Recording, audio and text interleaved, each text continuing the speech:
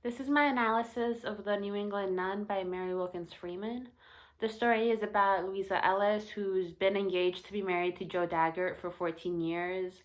But he's been away for most of it working, so she's really developed an independent lifestyle that she prefers to being to having a husband. She likes to spend her days sewing in her chair in her house by herself. When he comes to see her, he comes to see her twice a week, and they have kind of awkward discussions, and she sweeps after he leaves because she doesn't like the dust he brings into the house. So she really prefers to be on her own. But now their marriage is coming like closer and closer, and she realizes that this isn't just something that's off in the future. Like, this is happening to her now. She's gonna have to move in with Joe and help take care of his old grandmother.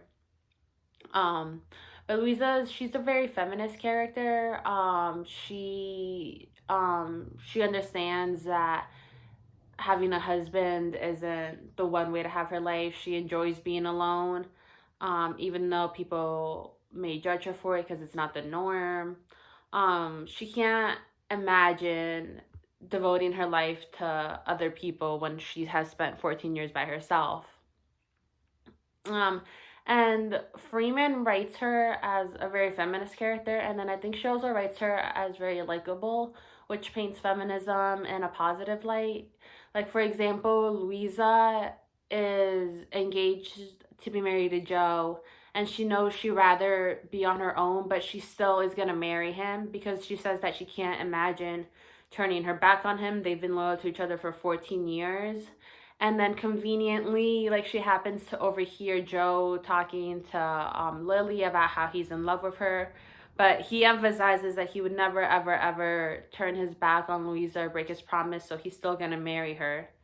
And then that allows Louisa to then break up with Joe and, like, free his heart unknowingly to him that she knows he's in love with someone else. So it all kind of ties up like with a very neat bow at the end, kind of. Um, so it's a very happy ending. No one is mad at each other. There's no tension between Lisa and Joe or Louisa and Lily. Um, so it's feminist and then it's a happy ending. So it kind of shows like this woman, Lisa, she's not resentful of society, she's not resentful of men or women. She just developed this lifestyle on her own and she wants to live that and look like it can work out and no one gets hurt and she's happy. But then moving to the symbolism of the story and then kind of like, is it really a happy ending? There's a couple animals in the a nun that kind of are a reflection of Louisa. They kind of represent her. Like, one scene that stuck out to me was when Joe comes over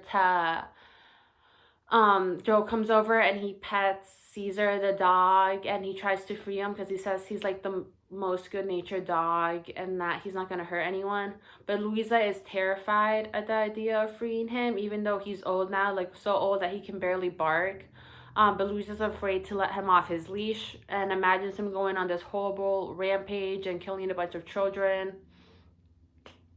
Um, so that's like her worst fear. She like trembles. It says she's like trembling, kind of like she's kind of like the dog. Mary Freeman makes it very clear that the Caesar and Louisa are kind of parallel characters. She says it twice that the dog has been locked up in the cage. It's been 14 years since the accident where he bit the neighbor, and it's been 14 years that Louisa has been alone, chained up to her house. So at the end of the conclusion of the story, Louisa's very, very content in her life. She sees Lily pass and she has no resent towards her.